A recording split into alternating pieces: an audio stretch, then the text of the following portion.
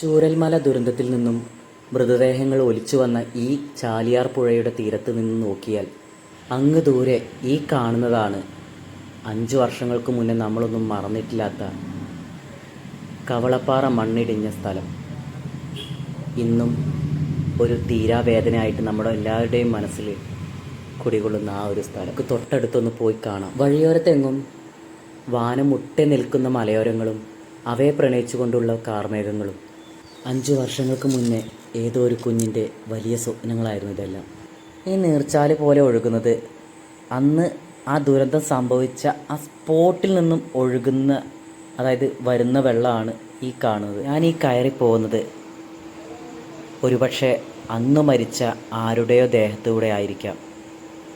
കാരണം ഇന്നും കണ്ടെടുക്കാൻ കഴിയാത്ത ഒരുപാട് പേര് ഈ മണ്ണിനടിയിലുണ്ട്. മണ്ണുമാന്തി യന്ത്രങ്ങൾ രാവും പകലുമില്ലാതെ രക്ഷാപ്രവർത്തനം നടത്തി കൂമ്പാരമാക്കിയിട്ടിരിക്കുന്ന മണ്ണാണിത്. നമുക്ക് നോക്കിയാൽ കാണാം, ഈ കാണുന്ന സ്ഥലത്തെല്ലാം വീടായിരുന്നു. അവിടെ നിന്നും അടർന്ന് മണ്ണ് വീണ് അവയെല്ലാം തുടച്ചു നീക്കി. ഇന്നവിടെ പുൽനാമ്പുകളും മരങ്ങളും മുളച്ചു തുടങ്ങി. ഈ മരങ്ങൾക്കെല്ലാം 5 വർഷം പഴക്കമായി തുടങ്ങി. ഈ കാണുന്ന സ്ഥലത്തെല്ലാം മണ്ണ് വന്ന് അടിഞ്ഞിരുന്നു. കണ്ണുകൾക്ക് കാണാവുന്നതിലും അപ്പുറം ഭയാനകമാണ് ഇവിടെ ഇപ്പോൾ വരുമ്പോൾ ഉള്ളൊരവസ്ഥ. അപ്പോൾ ആ ഒരു സമയത്ത് എന്തായിരിക്കണം, അത് അനുഭവിച്ചവരുടെ അവസ്ഥ എന്തായിരിക്കണം അല്ലേ? അപ്പോൾ ഈ ഒരു ഭയാനകമായിട്ടുള്ള ഈ ഒരു അവസ്ഥയിൽ തരണം ചെയ്തവരെ, അതായത് അതിൽ നിന്ന് രക്ഷപ്പെട്ടവരെ പുനരധിവസിപ്പിച്ചു. അവരെ നമുക്ക് കാണണ്ടേ?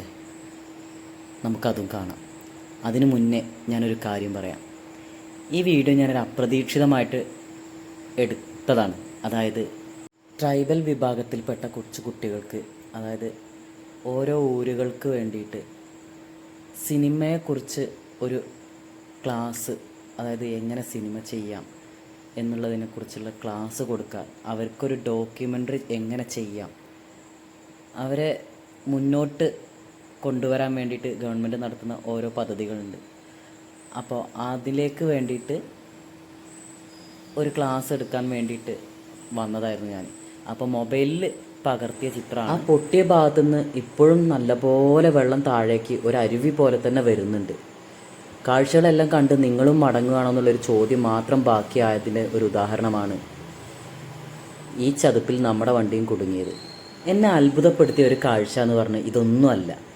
ഈ പൊട്ടിയതിൻ്റെ നേരെ ബാക്ക് സൈഡിൽ ഇപ്പോഴും ഒരുപാട് ആളുകൾ തിങ്ങി താമസിക്കുന്നുണ്ട് എന്നുള്ളതാണ്. ആ കാഴ്ചകൾ നമുക്ക് കാണിക്കാൻ പറ്റുന്നില്ല, കാരണം ഒരുപാട് നിർദ്ദേശങ്ങളുണ്ട്. അവിടെ നിന്ന് രക്ഷപ്പെട്ട ആളുകളെ പുനരധിവസിപ്പിച്ച വീടുകൾ നമുക്കൊന്ന് കാണാം. അപ്പോൾ ഇതാണ് നമ്മളിവിടെ അപകടത്തിൽപ്പെട്ടിട്ടുള്ള ആളുകൾക്ക്